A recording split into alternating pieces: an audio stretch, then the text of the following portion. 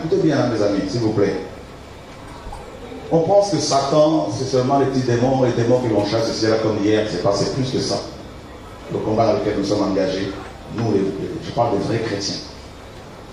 Satan va jusqu'à la racine même des chrétiens, c'est-à-dire, il va jusqu'à modifier même la parole que nous avons là. Paul dit dans 1 Corinthiens 2, 2 Corinthiens 2, il dit, nous ne falsifions pas la parole de Dieu. Et Satan va jusqu'à falsifier la parole au point où, eh bien, vous voyez, quand il est descendu sur terre, il s'est dit quoi? Écoutez bien, une parenthèse.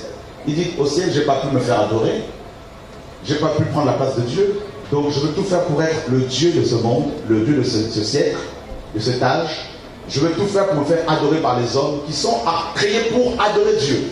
Alors qu'est-ce qu'il va faire? Il va mettre en place son église.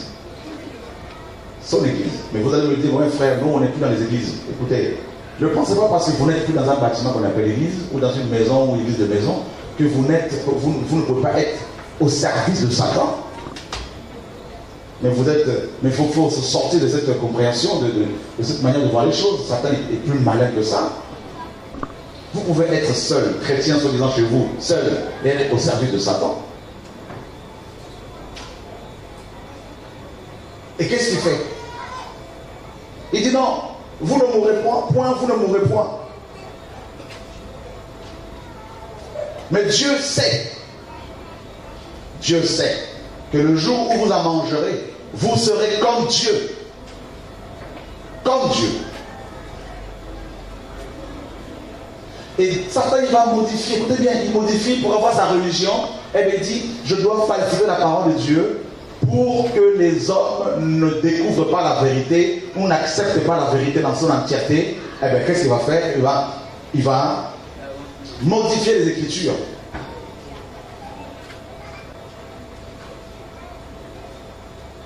Vous allez me dire, mais comment? Beaucoup de chrétiens sont naïfs.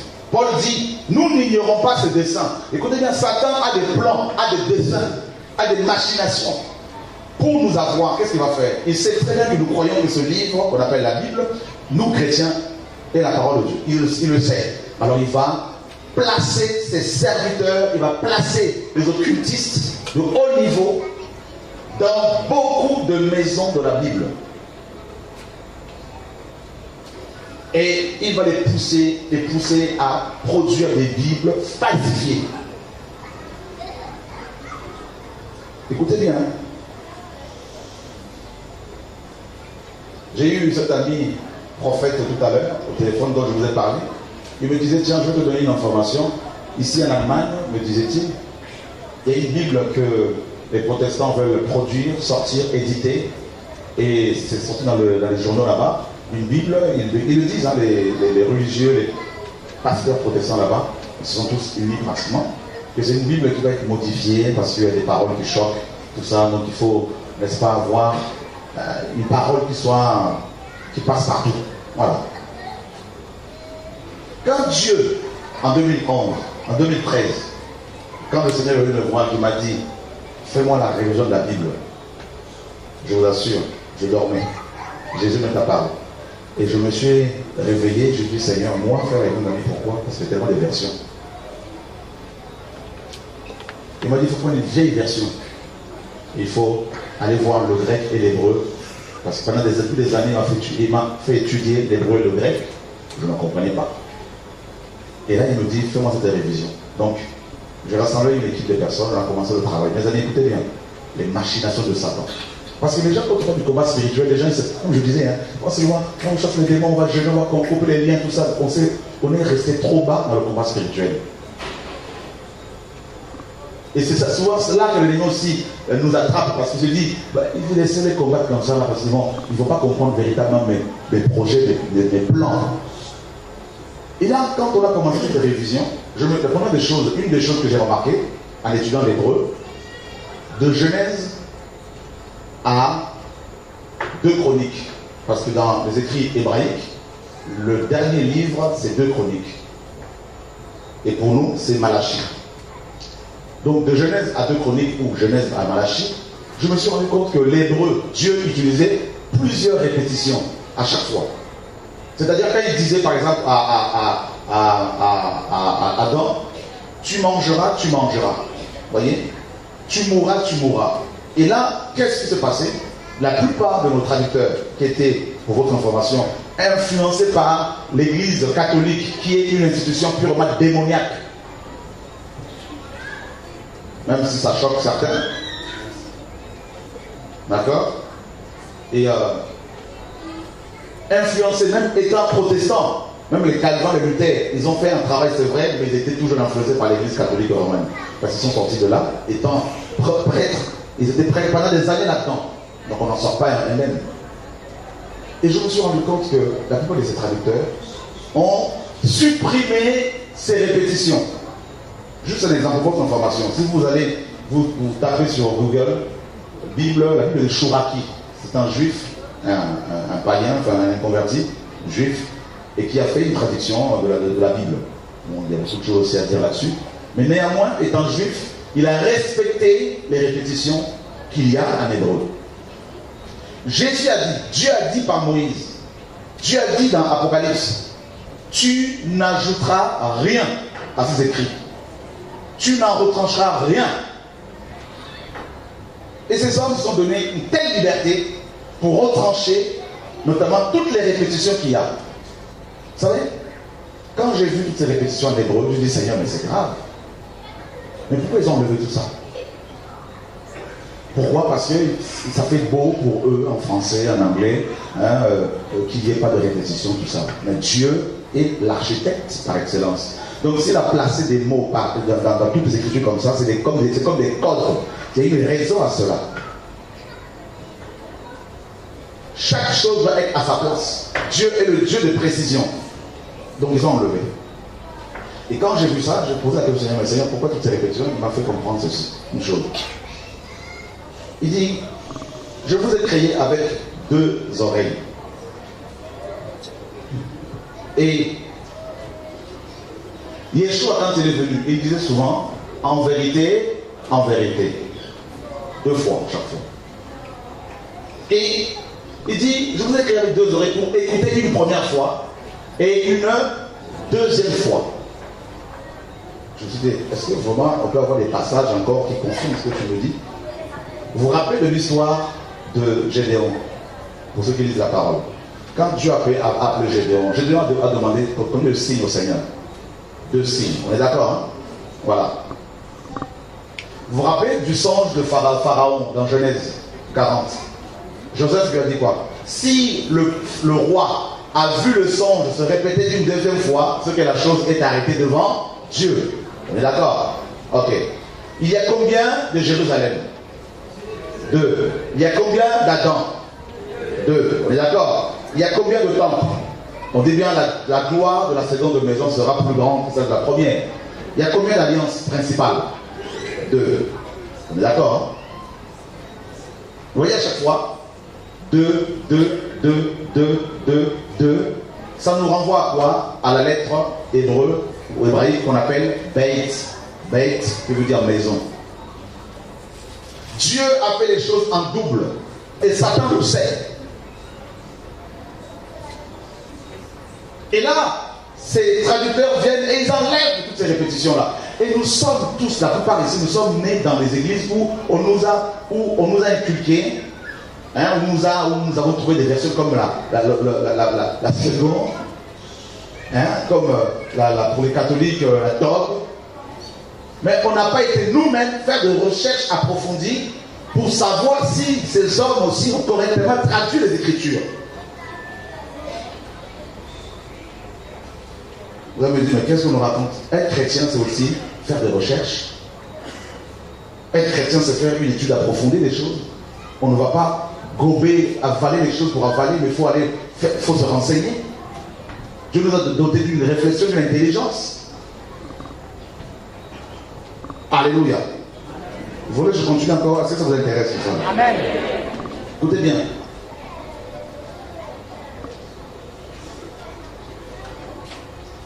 C'est dont il vient, il dit dans Genèse 2, là où Dieu a dit tu mangeras, 2 fois le verbe manger en hébreu, le Seigneur va utiliser à 2 reprises ce verbe.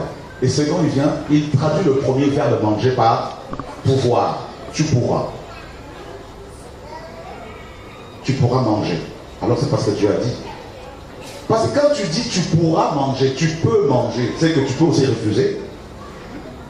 Vous voyez ce que je veux dire? Donc ça enlève la notion de l'ordre. L'ordre. Tu peux venir. Mais si je te dis tu viens chez moi, là c'est un ordre. Venez chez moi. Ne mangez pas. Mangez, mangez. Tu mangeras, c'est un ordre. Et quand on te dit tu peux venir, c'est que tu peux aussi ne pas venir. Je ne veux pas t'en vouloir. Vous voyez, ça a modifié la parole. Je dis Seigneur, mais c'est terrible.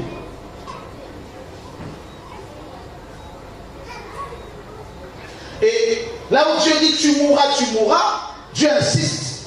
Il y a la mort physique, il y a la mort éternelle. Deux morts, la séparation avec Dieu. C'est-à-dire Dieu disait à Adam, si tu manges ce fruit, tu mourras physiquement et tu mourras éternellement. Parce que les Écritures nous parlent de la seconde mort. Waouh! C'est quand les hommes seront jetés dans les temps de feu. La seconde mort. Donc il y a deux morts. Vous vous rendez compte, mes amis? Et là, ils viennent et ils disent, là où Dieu dit tu mourras, ils ont traduit le premier verbe mourir par tu mourras, le deuxième verbe mourir, ils l'ont traduit par certainement.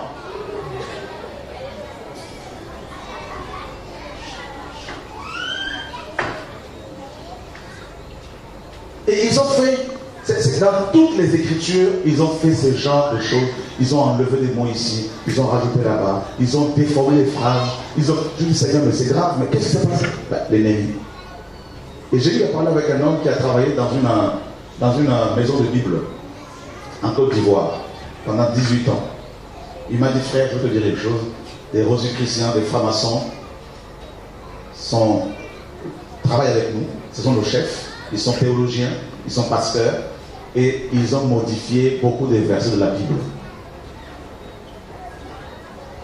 Et regardez les dernières versions de Louis II. Vous savez ce qu'ils ont enlevé? Des mots-clés de la vie chrétienne, comme repentance, ils ont enlevé ça. Qui a entendu parler de cela? Repentance, ils l'ont remplacé par changement radical. Changement radical. Il y a la notion du changement, oui, à la repentance, mais quand on dit changement radical, je vais vous donner quelques exemples. Quelqu'un qui a l'habitude de prendre sa voiture pour aller au travail. Et du jour au lendemain, parce qu'il est convaincu que la terre est polluée, la terre va mal, il est très très écolo, il peut se dire, bon, désormais je vais prendre mon vélo, un vélo pour aller au travail, donc ça c'est un changement radical. Mais il n'y a pas la notion de la repentance, de la conviction du péché. Mais quand on emploie le mot repentance, il y a la notion de la conviction du péché. Vous voyez ce que je veux dire? Vous voyez la différence? Et ils ont changé. Donc la repentance n'y est plus. Et la conversion n'y est plus, n'est-ce pas? Et ils vont te parler du détournement, c'est détourner, même s'il y a cette notion-là, mais le mot conversion est un terme clé. Et ils vont petit à petit aussi modifier des mots comme péché, comme homosexualité. Ils vont enlever tout ça pour permettre à ce que l'Église luciférienne, l'Église qui va donner au monde, n'est-ce pas, qui va encourager, pousser les habitants de la terre, selon la prophétie biblique, à adorer la bête, d'Apocalypse 13, l'homme impie, l'antichrist, pour que cette Église-là se mette en place. C'est celle qu'on appelle la synagogue de Satan. Donc nous sommes, nous chrétiens d'aujourd'hui, cette génération qui verra, n'est-ce pas, le retour de Yeshua. Et je suis convaincu de cela, nous ne connaissons pas le jour de son retour, mais nous verrons ce jour-là. Pourquoi? Parce que mes amis, tous les indices qui sont prévus dans les Écritures, qui doivent se réaliser, tous les événements qui doivent avoir lieu avant le retour du Mashiach, se sont presque accomplis. Et on le voit. Avant le retour du Mashiach, les Écritures nous disent qu'il va y avoir l'anarchie. Il va y avoir, n'est-ce pas, la loi de Dieu va disparaître. Et c'est ce que nous sommes en train de voir. Où de plus en plus de lois antichrist sont votées et promulguées. Donc nous sommes de cette génération-là.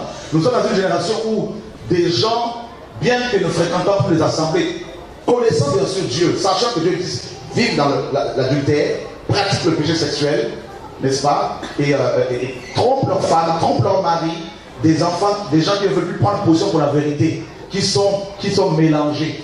Et parfois ils sont frappés par Dieu, ils ne se rendent même plus compte, tellement qu'ils sont aveuglés. Nous sommes dans cette génération-là.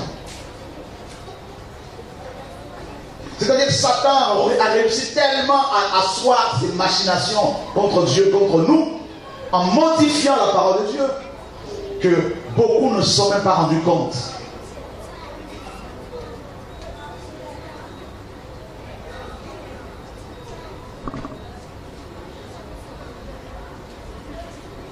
Alléluia.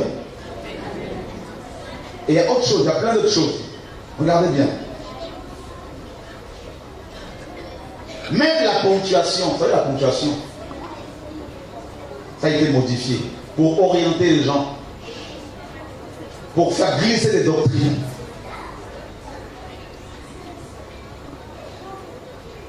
Vous aimez la parole? Est-ce que vous voulez avoir toutes ces informations-là? Au niveau de la ponctuation, vérifions quelque chose vite fait. Allons voir dans Marc chapitre 16. Marc chapitre 16. Quelqu'un qui a lu secondes va nous lire le verset 9. En respectant la ponctuation. Voire même à citer carrément la ponctuation. Point, virgule, tout ça, et point, virgule, point d'exclamation, point d'interrogation. On va vérifier. Pour démonter les machinations de Satan. Qui c'est qui a lu ces noms? Marc chapitre 16, le verset 9. Marc chapitre 16, le verset 9. Ma soeur. Tout le monde y est, c'est bon? Jésus, virgule, étant ressuscité le matin du premier jour de la semaine, virgule, apparut d'abord à Marie de Magdala, virgule, de laquelle il avait chassé 7 démons, point. Je te pose la question. Selon la lecture que tu viens de faire, selon cette lecture-là, d'accord, Christ, donc Yeshua, Jésus-Christ notre Seigneur, est ressuscité quel jour? Le 3e jour. Le 3e jour, donc quel jour exactement, selon ce que tu viens de lire? Ou on va dire, il est ressuscité à quel moment précisément? 3 jours après sa mort. 3 jours après sa mort, nous sommes d'accord. Mais restons sur ce qui est écrit. Voyez? Amen. Regarde. Tu peux relire. Jésus étant ressuscité le matin du premier jour de la semaine. Donc, je peux? Gloire à Dieu. Regardez bien. Regardez. Marc chapitre 16, le verset 9. Jésus, virgule, étant ressuscité le matin du premier jour, virgule. Donc ici on nous dit quoi avec la ponctuation? Jésus est ressuscité à quel moment? Le matin du premier jour. On est d'accord, non? Donc la ponctuation, et pas les écritures, mais la ponctuation nous oriente, nous guide. Et selon la ponctuation ici, on nous dit que Jésus-Christ est ressuscité le matin du premier jour. Et le premier jour, selon les Hébreux, selon la Bible, c'est quel jour? C'est le dimanche. On est tous d'accord? Voilà, c'est pas le samedi, c'est le dimanche. Samedi étant le 7e jour. Donc le dimanche est le premier jour. Donc vous voyez comment la ponctuation nous induit une erreur. Ici, on nous dit que Jésus est ressuscité le dimanche matin. Mais pourtant, quand nous lisons plus loin, on nous dit que le matin, quand les femmes arrivent au cimetière, Jésus n'était pas dans la tombe.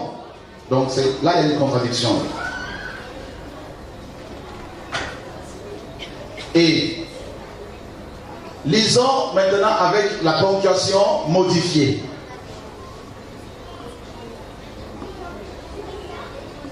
Quelqu'un peut le lire?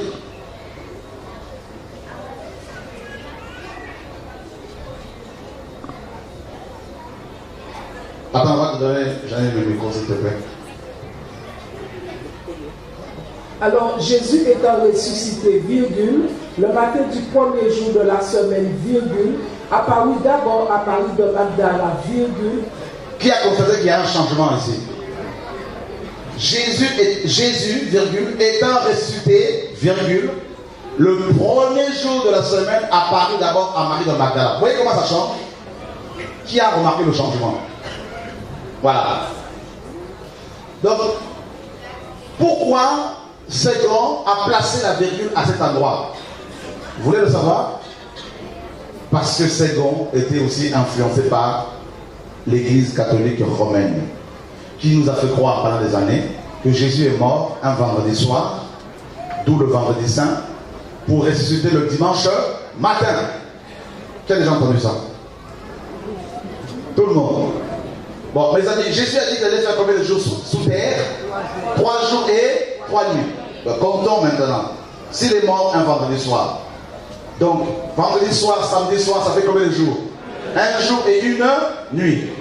Vendredi soir, samedi soir, dimanche soir, 2 jours et 2 nuits.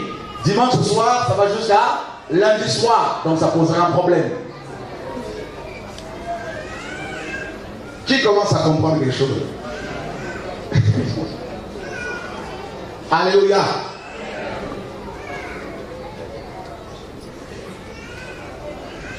En fait, le problème c'est quoi? Où se trouve le problème? Le problème c'est dans nos assemblées, pour la plupart, on ne nous a pas habitués à la lecture de la Bible, à la méditation de la parole, aux enseignements bibliques. On ne nous a pas poussé, encouragé à poser des questions, à creuser. C'est pour ça que Satan opère, c'est pour ça que Satan agit. Parce que la puissance contre Satan, elle vient de la parole de Dieu. Sans la puissance de la parole, vous ne pouvez pas vaincre ni le péché, ni Satan. Jésus a combattu Satan contre la parole. Et beaucoup de chrétiens, même des pasteurs, ils ne connaissent même pas cette parole. Ce n'est pas parce que vous avez des versets dans la tête que vous la connaissez, cette parole. Parce qu'il y a la mémorisation intellectuelle et il y a aussi la compréhension. Seigneur, sauve-nous. Frères et sœurs, donc on a compris que la parole a été modifiée, donc des mots ont été enlevés. On a compris aussi que même la ponctuation nous a aussi souvent induit en erreur. Oh Dieu, sauve-nous. Alors, il a modifié les écrits et les nouvelles Bibles sont des livres falsifiés pour la plupart, mais complètement falsifiés.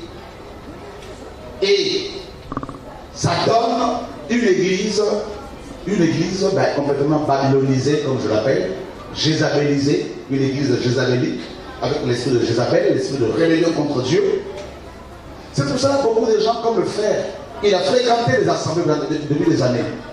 Je venais à Guadeloupe, je le voyais, j'allais prêcher à l'assemblée où il va parfois, je le voyais dans cette assemblée. Mais pourtant, pendant des années, il était attaché à l'alcool.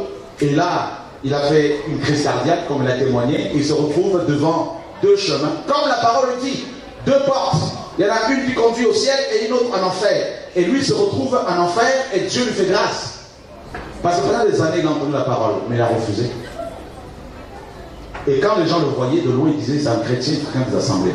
Mais quand il s'est retrouvé face à la mort, et là personne ne pouvait le sauver. Et c'est ce que beaucoup de chrétiens vivent quand ils meurent. On a beaucoup de témoignages comme ça. Ils reviennent et ils disent frère, je ne veux plus pécher.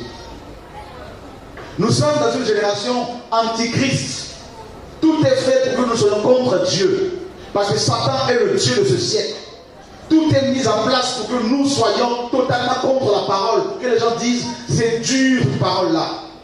Et nous sommes des êtres tellement sentimentaux qu'à cause de nos sentiments charnels, à cause de soi-disant l'amour, la sagesse, selon l'homme, beaucoup se retrouvent en enfer. Et je vous assure, beaucoup en enfer crient, demandent à Dieu, renvoie-nous sur terre pour que nous changions de vie, pour que nous rattrapions. Et Dieu leur dit, c'est fini, c'est trop tard, c'est trop tard. Oh Seigneur, on veut se rattraper, donc c'est trop tard. Seigneur, envoie Lazare, disait cet homme riche, pour qu'il avertisse mes frères, quand j'en ai 5, qui sont comme moi, afin qu'ils ne viennent pas ici. Le Seigneur dit, ils ont Moïse et les prophètes, c'est-à-dire, ils ont la Torah, ils ont la parole, ils ont la Bible, ils n'ont qu'à la méditer cette parole. Mes amis, laissez-moi vous parler de la part du Seigneur, pour pouvoir en faire.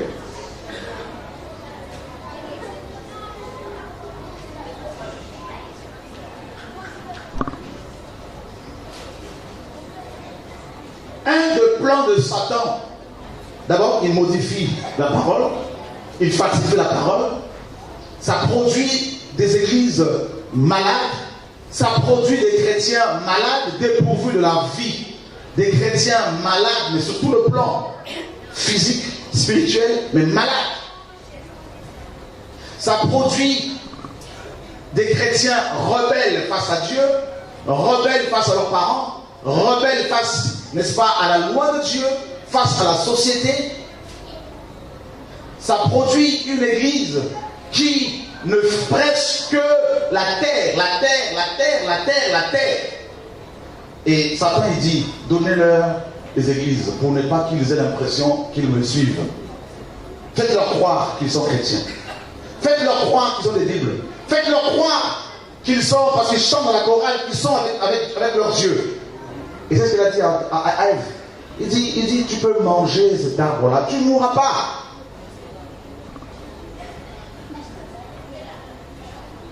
Oh Seigneur, pourtant le frère était mort.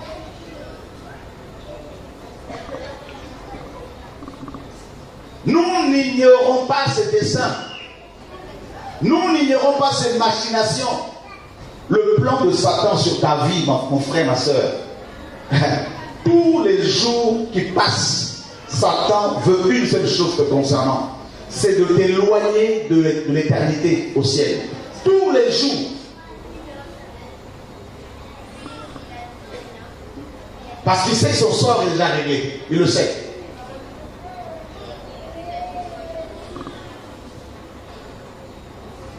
Il est venu sur terre. Il a fait consommer Adam. Il lui a donné ce fruit. Et Adam a mangé. Il a perdu l'autorité. Et Satan a commencé à régner. Vous avez laissé vous dire, Satan existe. Beaucoup disent, non, mais le diable, c'est devenu. Vous savez, on s'est habitué à ce nom. Le diable il est dans son coin. Il est dans son coin. Mais le diable là, il opère. Il opère. Il opère.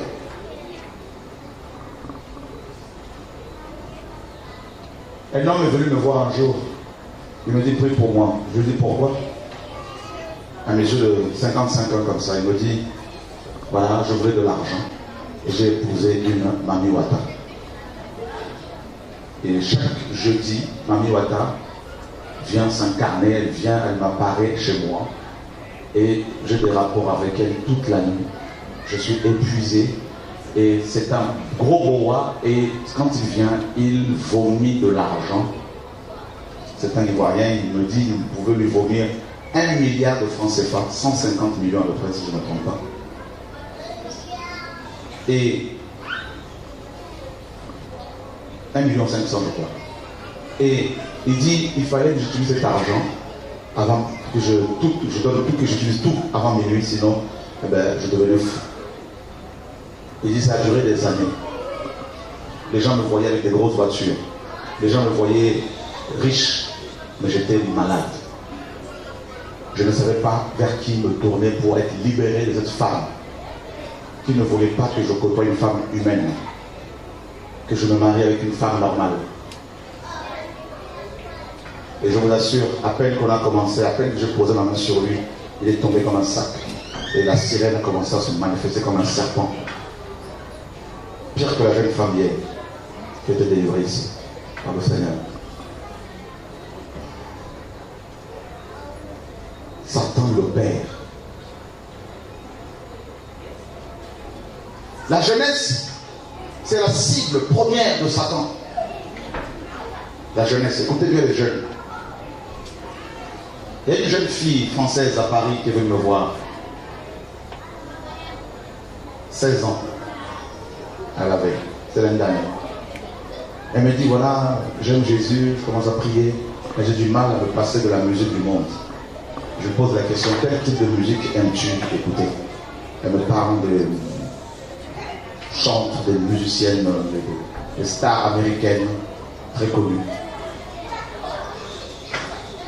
Et je lui dis, écoute, si je te dis, si je te parle de ces choses-là, tu vas croire que je suis fou. Va chez toi ce soir, plie tes genoux dans ta chambre, demande à Dieu de te révéler l'état spirituel de ces chanteurs, de ces chanteuses. Mes amis, le lendemain, elle est revenue me voir, elle me dit, frère, je dormais et j'ai vu Rayana.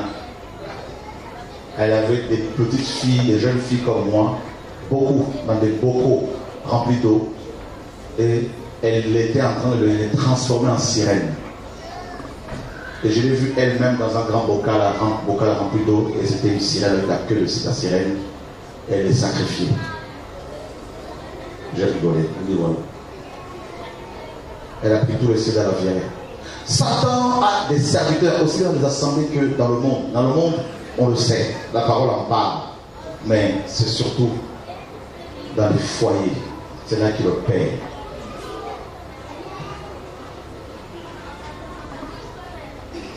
Laissez-moi vous dire, dans le monde, il y a deux types de personnes. Vous avez le blé, vous avez l'ivré. L'ivré représente les enfants de Satan. C'est-à-dire que ce sont des hommes comme vous et moi. En fait, il y a plus l'ivré que le blé. Les enfants de Dieu, il y en a très peu, pour votre information. C'est-à-dire des créatures de Dieu. Beaucoup de gens que l'on croise ici et là, ils ont été mélangés. C'est-à-dire qu'il y a eu un mélange. Satan, c'est lui qui les a plantés. Comme Caïn. Caïn était du malin, nous dit 1 Jean 3,12. Il n'était pas de la semence de Dieu. Qu'est-ce qui s'est passé? Dieu seul le sait. C'est comme quand ces anges, dans Genèse 6, vous voyez, vous vous rappelez, non? On a eu des rapports sexuels avec les femmes. Et ça a donné naissance aux géants. Ben, c'est comme si ces choses-là un peu continuent. Et bien vous avez beaucoup de gens qui naissent comme ça, comme vous et moi. On peut les côtoyer. Mais ils ne sont pas de Dieu. C'est-à-dire qu'ils ne vont jamais se convertir. Ils peuvent devenir pasteurs. Ils peuvent même manifester une onction. Ils peuvent même prophétiser. Ils peuvent même avoir des grandes assemblées. Mais ils ne sont pas de la semence de Dieu. C'est-à-dire ce sont des enfants, littéralement des enfants de Satan. Il y a eu comme un mélange. Comme un peu des esprits incarnés.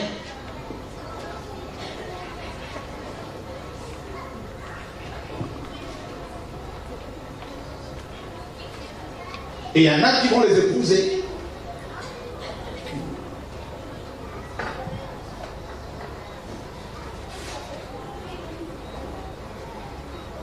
Et ces êtres-là, vous ne le verrez jamais se repentir.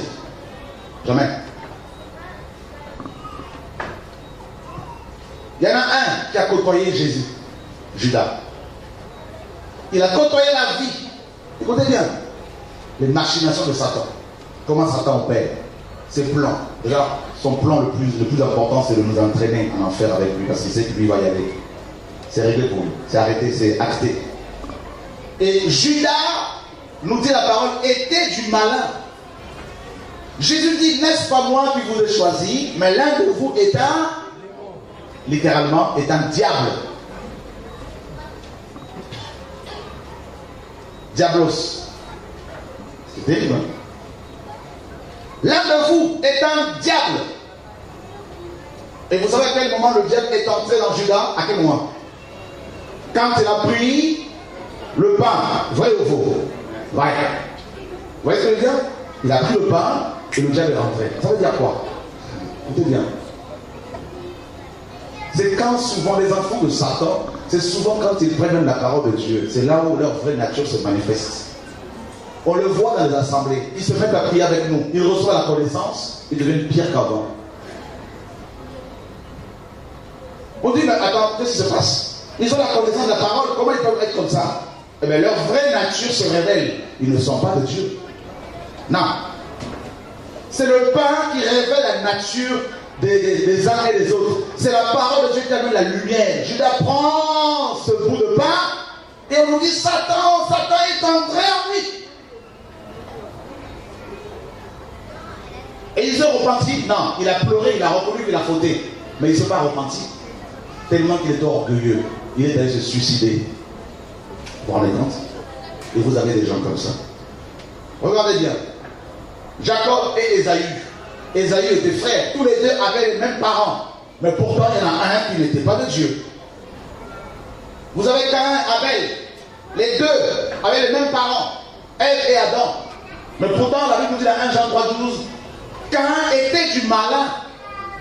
Et qu'est-ce qui s'est passé à Caïn? Il tue son frère et il va s'éloigner de la présence de Dieu pour aller bâtir une civilisation, une ville. Loin de Dieu. Je me posais la question, Seigneur, mais pourquoi dans nos églises il y a autant de méchants, autant de gens qui sont divisés les uns? Le Seigneur dit, mais ils ne sont pas tous de moi. Les enfants, c'est pas comme ça. Je dis, mais Seigneur, comment?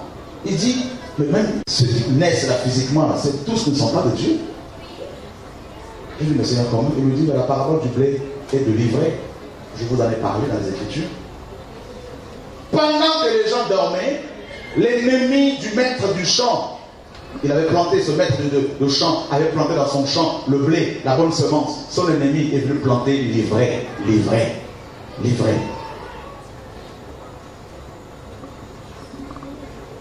Et je vous assure, notamment en Guadeloupe, il y a beaucoup d'ivraies. Là où Dieu agit, l'ivraie arrive en masse, en grand nombre. Et Satan opère. Satan agit. Pose-toi la question à toi-même, de quelle nature, de quelle plante es-tu? Parce que tu ne peux pas entendre la vérité et aller te masturber et venir t'asseoir normalement devant Dieu comme si de rien n'était. Ça veut dire que tu n'es pas destiné au ciel, tu n'es pas de Dieu. C'est pas pour te condamner, pour que tu réalises qui tu es.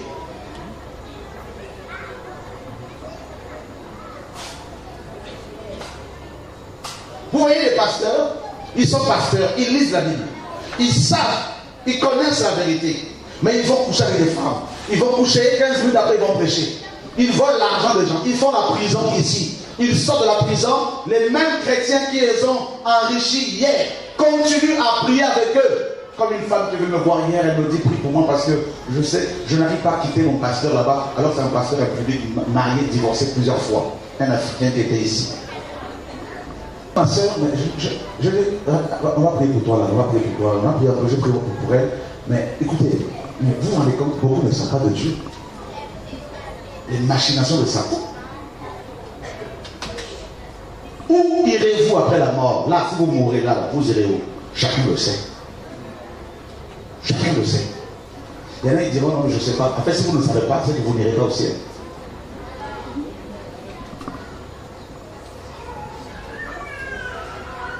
Regardez bien. Regardez beaucoup de frères, ils veulent servir Dieu. Hein? Mais regardez comment leurs enfants s'habillent. Ils n'ont aucun contrôle sur leurs enfants. Vous pensez que ces gens-là, ils sont chrétiens? Vous pensez que ces gens-là, ils servent le Seigneur? Laissez-moi vous dire, vous avez des problèmes ici aux Antilles.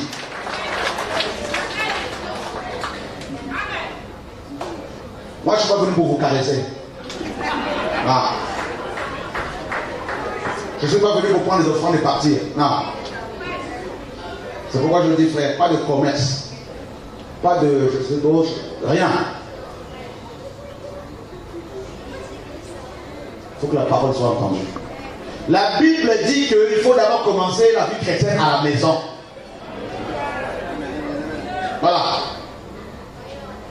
Vous voyez, Dieu m'a dit hier, Dieu m'a dit avant-hier, j'ai parlé avec des frères, je leur ai dit, Dieu m'a montré des murs, quand je priais avec eux, des murs, l'incrédulité, le caractère acariâtre, le caractère de, excusez-moi du terme, le caractère de cochon.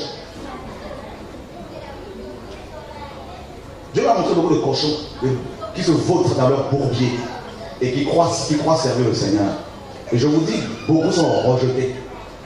Vous allez voir Dieu après une nouvelle génération de gens qui ne sont même pas connus. Parce que ça fait des années, vous entendez le même message, ça fait des années, c'est le même message, Dieu va prendre des gens, je dis bien des gens qui ne sont même pas encore convertis. Beaucoup ici, là, Dieu va les avoir rejetés, disqualifiés. Fini!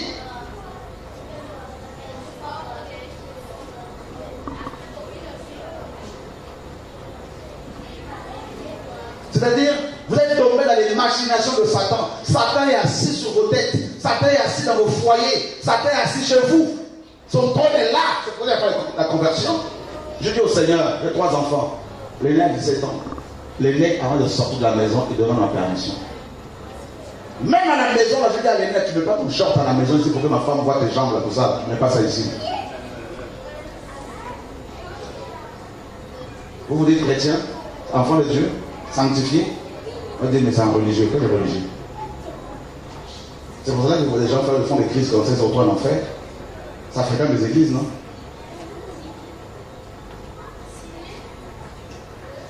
Frère, nous avons des problèmes. Moi, je vois le ciel. Je ne sais pas pour vous, hein, mais il y en a qui vont te voir quelqu'un là-bas, le Seigneur va dire non, je ne vous connais pas. Je vous dis, ah, le Seigneur, mais j'ai dirigé. Non, je ne te connais pas. Ah bon?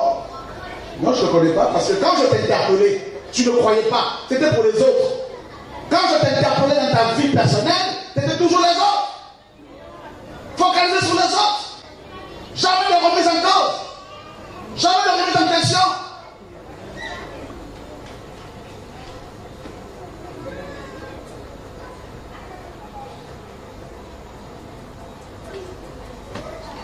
Seigneur, sauve-nous. J'ai vu des murs. Je me dis, ouais, comme tous ces murs-là, c'est des forteresses. Des forteresses.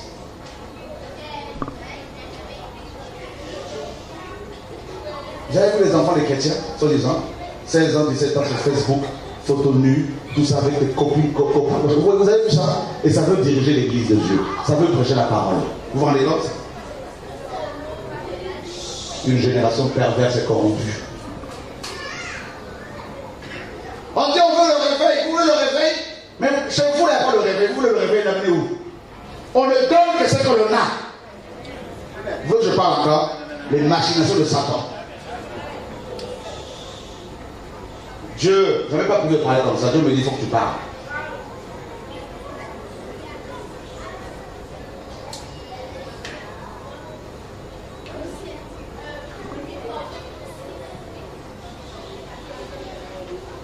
Vous avez vu le nombre de divorcés remariés dans les églises ici? Vous avez vu ces femmes qui se battent avec des hommes qui ne sont pas leur mari, qui aussi sont divorcées étant chrétiennes, et qui disent le nom de Dieu d'amour? Ils ont modifié la parole de Dieu pour eux.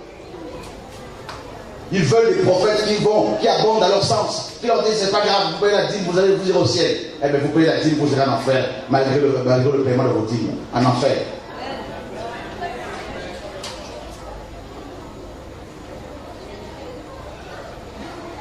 Oh Seigneur, oui, je vais au ciel parce que j'ai nourri les pauvres. Avant de nourrir les pauvres, oui, mais tu ne t'es pas nourri avec ma parole bien comme il faut.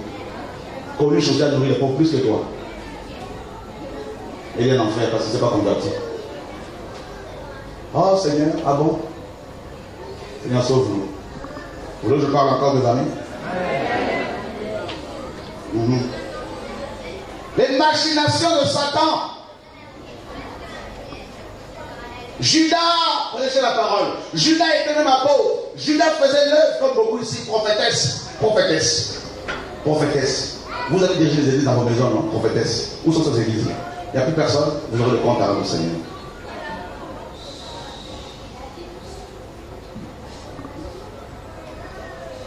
On le joue avec les âmes du Seigneur. Ah non. Les machinations de Satan, c'est que chacun s'accroche plus à son ministère qu'à Dieu. Ah oui. Les gens sont attachés à leur ministère. Mon ministère. Et Jésus, est-ce que tu es attaché à Jésus? Le Seigneur a dit quoi? Si vous n'êtes pas attaché à moi, vous ne porterez pas de fruits. Les gens sont attachés plus au bâtiment, plus aux maisons qu'à Jésus. C'est pour cela qu'il n'y a pas de fruits. Machination de Satan. Vous avez vu? Un jour, on priait avec des jeunes. Il n'y avait pas la présence du Seigneur. Dieu me dit, je dis Seigneur, mais où es-tu? Il me dit, mais l'un de vous est dans la masturbation depuis des années. Et encore avant de venir ici, il s'est masturbé. Je dis à tout le monde, fermons les yeux. Il y en a un qui s'est masturbé, lève ta main s'il te plaît, parce que là, moi, sinon, je m'en vais. Et je vois un frère qui lève la main. À la fin, je vois toi. Il dit, oui, je me masturbe. Il y en a ici aussi. Quand l'onction dit, des vrais masturbateurs, vous êtes en train de faire la fornication avec vos mains. Vous avez épousé vos mains.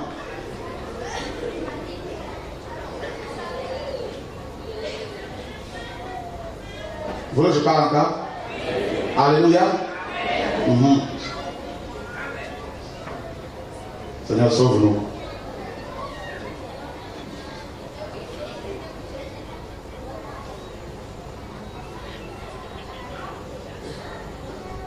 Dieu veut nous sauver. Dieu veut nous guérir.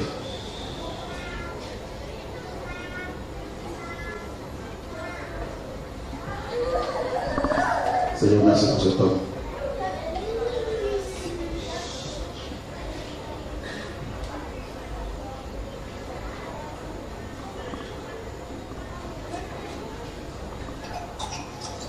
Au nom de Yeshua.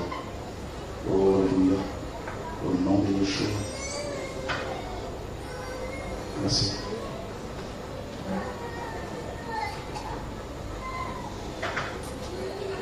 Un jour, je reçois le coup de fil d'un prophète.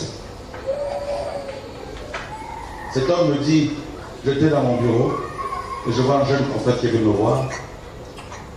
Il me dit, connecte-moi à ton prophète là-bas qui est à Paris.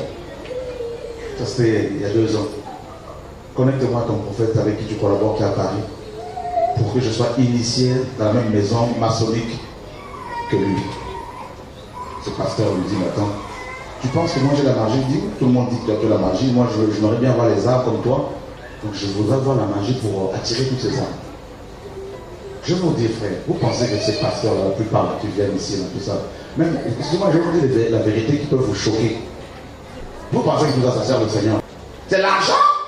Ou vos pasteurs ici, là, des églises, la plupart des vrais pasteurs ici, ils sont cachés, ils sont persécutés. Voilà. Tout cela, la plupart, ils sont au service de Satan.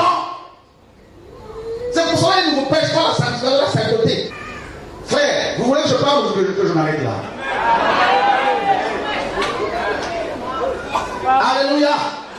Jésus a dit, vous connaîtrez une église et vous serez délivrés. Vous connaîtrez Choré et vous serez délivrés. Vous connaîtrez la vérité et la vérité vous affranchira. La vérité qui affranchit.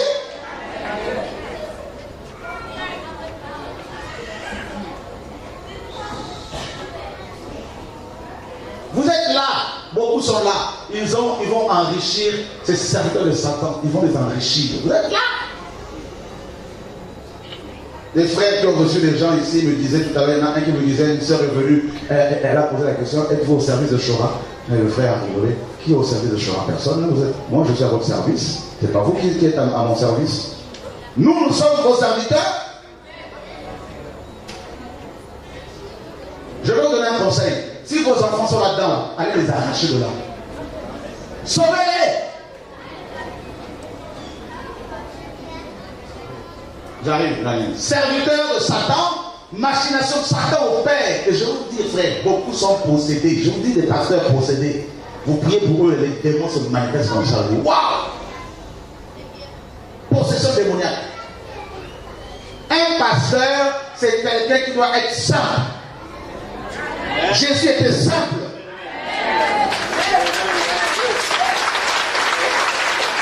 Ah oui, on peut acclamer le Seigneur. Alléluia. Jésus, pour entrer à Jérusalem, il était assis sur un ânon. Sur un âne. Eux, là, ils sont dans des Q7. Ils sont dans des grosses Mercedes, grosses BM. Et ils appellent ça bénédiction. Mais celui qui a mis en place la société BM, là, tout ça, là, ce concessionnaire-là, il n'était même pas chrétien.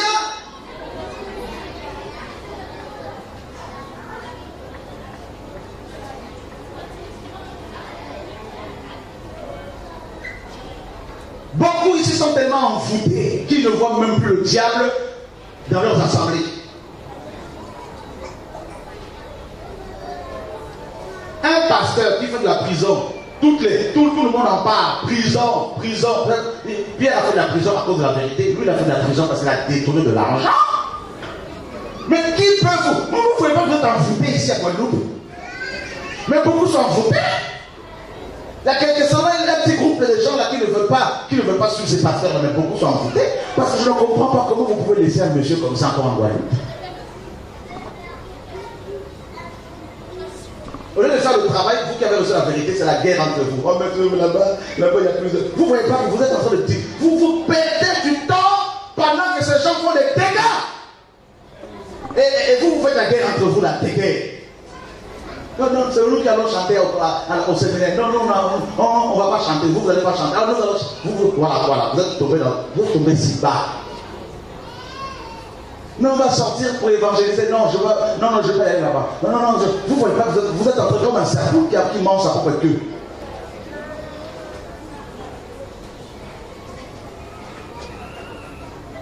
Alors je sais que vous essayez de me lapider, c'est pas mon problème. Ah.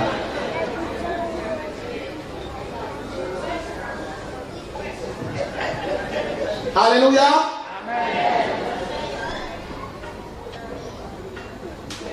Seigneur, sauve-nous.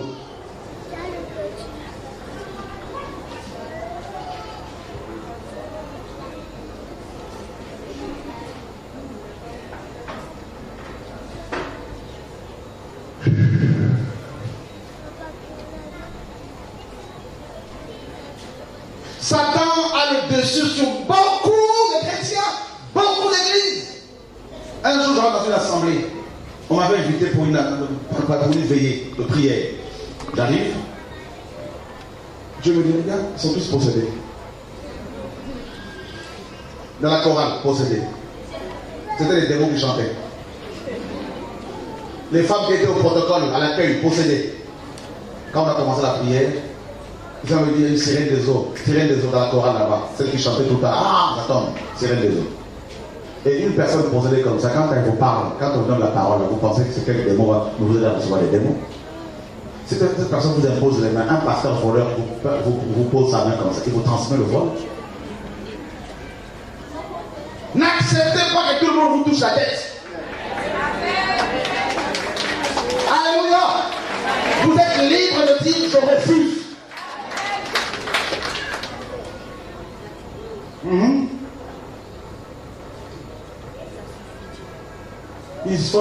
Il faut des vous avez vu cette affiche là, comment Satan a eu le dessus sur beaucoup de pays à cause de nos églises, là, mes amis. Vous avez vu?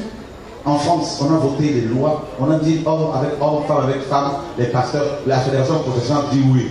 Combien de prophètes français vous avez vu se lever pour dire ça c'est le péché? Combien?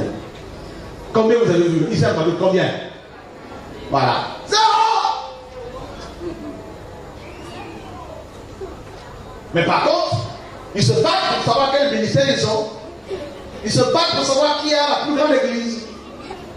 Ah, moi j'ai reçu la double portion. Double portion c'est pour rester enfermé. La double portion c'est pas pour t'empêcher de parler, de crier comme un prophète véritable. Seigneur, sauve-nous. Ce soir, moi-même, je ne comprends pas ce qui m'arrive là. C'est que Dieu. C'est double portion. Quand j'ai reçu le manteau, tu as reçu le manteau, tu sais ce que c'est un manteau? Seigneur, sauve-nous.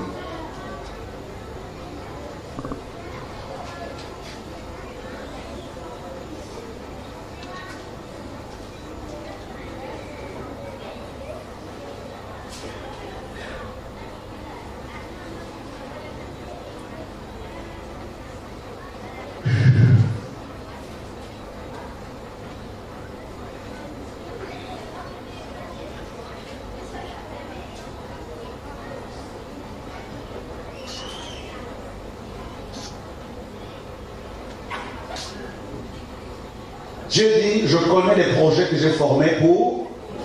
Voilà. Satan nous a dit, j'ai des projets pour vous.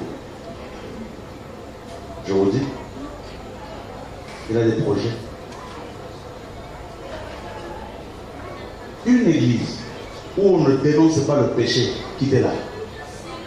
Une église où on vous dit, si vous donnez l'argent, Dieu va vous bénir, quittez-la. Parce que la bénédiction, ce n'est pas l'argent. La bénédiction, c'est avoir la vie éternelle. C'est avoir Jésus-Christ avec toi.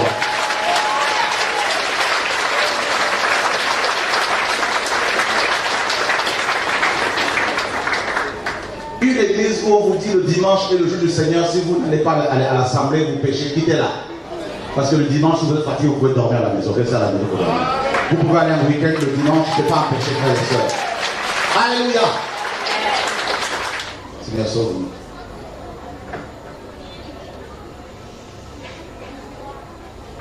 On dit non, Dieu est amour, Dieu va pardonner, frère, Dieu est amour, mais Dieu est juste. Dieu n'aime pas le péché. Dieu est le péché. Dieu dit, je hais la répudiation. La femme que tu as épousée, là, tu vas la garder jusqu'à la mort. Et tu ne vas pas demander à ce qu'elle meure pour prendre une autre femme. Tu vas la garder jusqu'au bout. Alléluia. Et ce soir, avant de sortir d'ici, tu vas aller voir ton frère avec qui tu as eu un différend. Tu vas parler, régler ça rapidement. Peut-être que c'est peut-être une minute que Dieu va te reprendre. Qui sait? Ce soir, nous allons nous repentir véritablement. Nous repentir. Tu vas te repentir, ma soeur, par rapport à ton langage. Tu parles durement, méchamment, et tu n'as pas. Je veux te dire à quelqu'un, une femme ici, je te connais, tu as un problème. Voilà pourquoi tu vas rester célibataire comme ça toute ta vie, là, tout ça. Tu dois changer. Demande de l'aide à Dieu. C'est pas moi qui le dis, Dieu me dit de te le dire. Tu sais au fond de toi, c'est toi. Et Dieu me dit de te dire, si tu ne changes pas, il va te briser bientôt. Je vois une maladie terrible. Il y en a une que je connais ici, on en parlait tout à l'heure, que j'ai connue ici là. Elle était dure, un caractère terrible. On est venu plusieurs fois en Guadeloupe, plusieurs fois. Elle nous a reçus, on a fait des programmes. Je lui disais, il faut que tu changes. Écoutez pas. Dieu l'a frappée aujourd'hui, elle est sur Cannes. Et le pire c'est que, elle a tout perdu. Elle a un véhicule neuf, accident. Un autre véhicule, accident. Mais je sais qu'elle n'a pas changé. Et quand c'est comme ça, le pire, c'est quoi? C'est que Dieu te livre à ton sens réprouvé. C'est-à-dire à un esprit d'égarement. Et c'est fini. Frère, c'est grave, hein? L'éternité, je dis au Seigneur, Seigneur, tout sauf l'enfer. Garde mon cœur. Donne-moi à faire exactement ce que tu veux et non ce que les hommes veulent. Ce qui nous tue, Satan connaît nos cœurs. Il sait que nous sommes dans les sentiments tout le temps. Il sait. Il vient, il nous attrape là. Les sentiments. Qui veut se repentir?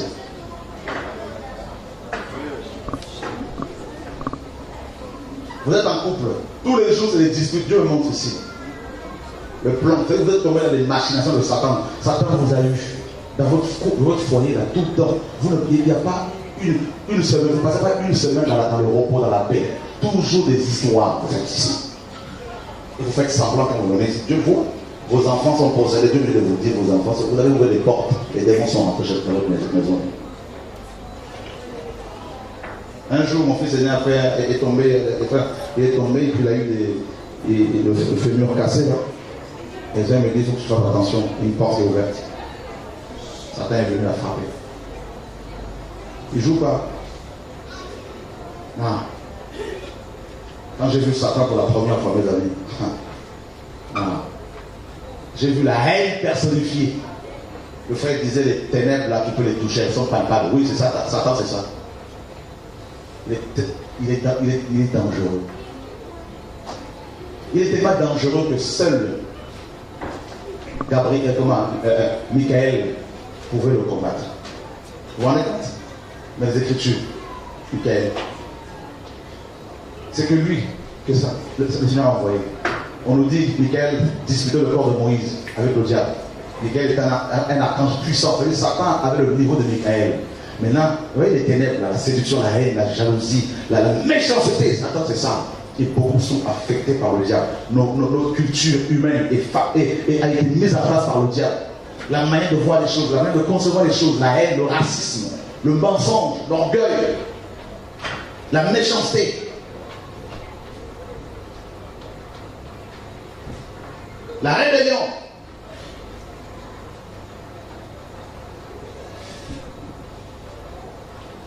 Ah, c'est ma vie, je fais ce que je veux. Vous voyez la rébellion, c'est ma vie. Ah bah oui, c'est ce que Satan veut justement, ce qu'il veut que tu dises. Voilà. Qu'est-ce qu'il nous raconte ce monsieur? Voilà ce que Satan veut que tu dises.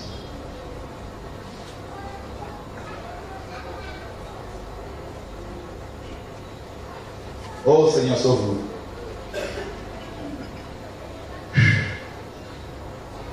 Satan veut du sang. Pour finir, il veut du sang humain. Vous devez le savoir ça. C'est un sanguinaire. Il veut du sang. Vous avez vu toutes ces femmes qui avortent aujourd'hui? Vous allez aller en Hollande. Des femmes qui sont enceintes de 6 mois. L'enfant tout formé. Et on les arrache. On arrache membre par membre. On introduit les appareils. On attrape la jambe droite et on tire. On attrape la tête, on sort ça. Pourquoi? Parce que les jeunes femmes se disent, nous ne voulons pas d'enfants. Mais qui voulait aller coucher comme ça avec des hommes?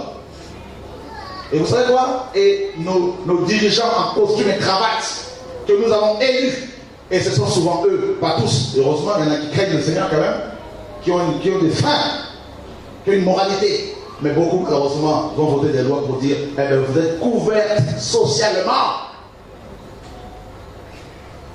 Dieu a dit tu ne tueras pas. Satan a dit tuer. Vous voyez le plan de Satan, le sang.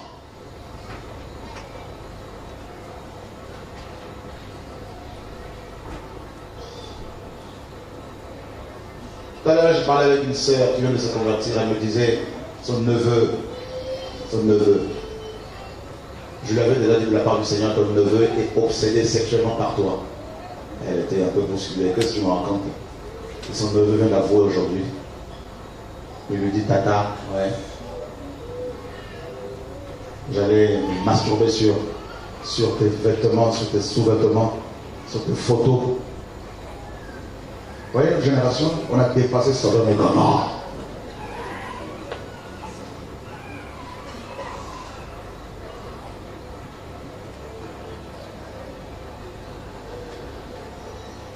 Obsédé par sa tante. Il allait sniffer, il allait sentir ses sous-vêtements. La soeur est choquée. Voilà nos familles. L'inceste, les viols dans les familles. Des secrets de famille qu'il ne faut pas sortir. Je suis allé voir une famille tout à l'heure. Une sœur nous racontait comment la famille est frappée quand on arrive chez la femme. T'inquiète, je ne vais pas dire de quelle famille tu es, juste pour nous montrer à quel point Satan travaille. On rentre dans le bâtiment, on voit un jeune homme qui était assis là, et le seul nous montre, regarde, il y a une espèce de confusion. Il est à la confusion avec lui. Un jeune homme beau comme ça, mais il a la confusion, la folie qui le guette. Vêtements à l'envers. Et la sœur me dit, tout le monde dans la famille est frappé. Là-bas, folie, là-bas, maladie, là-bas, confusion, ouais, voilà. Vous avez vu? C'est grave. Notre génération.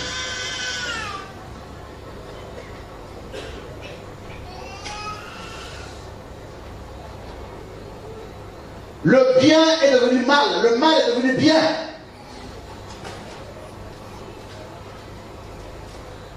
Un homme est né, une personne va naître, un homme qui va naître là, il va dire non, moi je me sens femme. Demain il se fait opérer, il devient femme. Il n'y a plus de différence entre une femme et cet individu. Voilà notre génération. Nous sommes dans un temps de confusion généralisée. Où sont les pères? Où sont les pères? Les hommes dignes de ce nom, il y en a très peu. Capables de prendre leurs enfants, de dialoguer. Comment un homme qui se dit chrétien peut laisser sa fille se laisser presque en l'air? Comment c'est possible? Comment? C'est parce qu'il n'y a plus de dialogue. Il n'y a plus, la famille n'existe plus. Tout est détruit, tout est cassé, c'est fini, nous sommes à la fin. Et Dieu dit, mon peuple, sortez du milieu d'elle. Mais combien veulent se sortir? Combien? Souviens-toi quand tu t'es converti, comment tu étais zélé. Souvenez-vous quand l'évangile est arrivé en Guadeloupe, quand il y a eu le réveil au début, comment les gens étaient, comment beaucoup craignaient Dieu. Et aujourd'hui ça donne quoi? L'église est devenue une église riche, la Odyssée. Des beaux bâtiments, des belles voitures, des beaux vêtements, beaux discours. Tout le monde est d'accord, tout le monde acclame. Mais où est la vie? Où est la sanctification?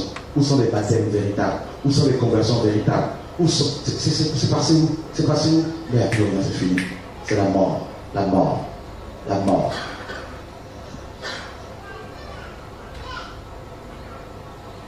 Le sang.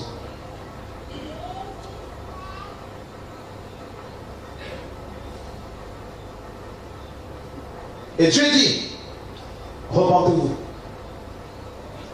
Repentez-vous, car le royaume des cieux arrive. Repentez-vous.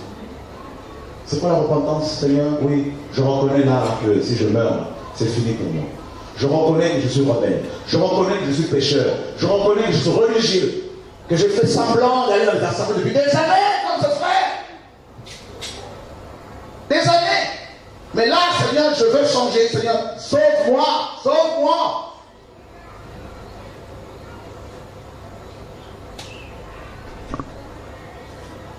Dieu veut sauver. Mais il faut crier vers lui véritablement de tout son cœur. Tu ne seras pas sauvé parce que tu es membre d'une église. Tu ne seras pas sauvé parce que tu connais la parole. Oh, le retour à la parole, on connaît. Ah, on connaît. La réforme des églises, on connaît. Alors, vous savez, moi, j'ai fait des miracles, guérisons. Ah, ben, vous savez, je nourris les gens, je m'occupe des orphelins, des veuves. Oh, on connaît. Seigneur, sauve-nous.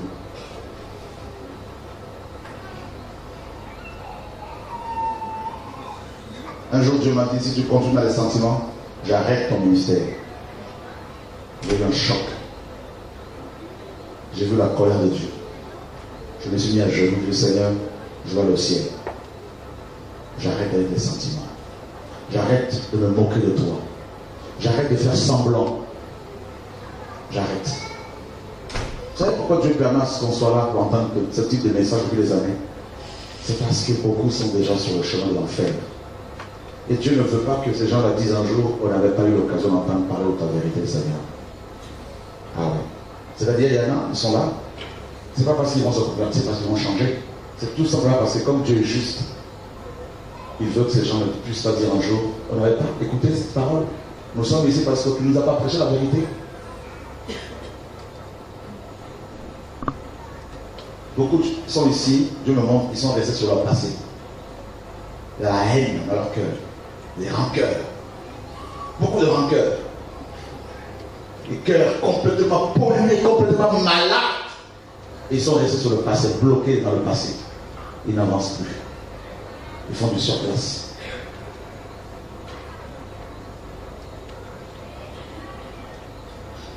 Jésus dit, vous avez pour père le diable dans Jean 8, aux pharisiens. C'était des religieux, des gens qui connaissaient la Torah. Il dit, vous voulez accomplir les désirs de votre père. C'est une machination. Amener le plus d'âme vers Satan. Plus d'âme vers Satan. Oh Dieu.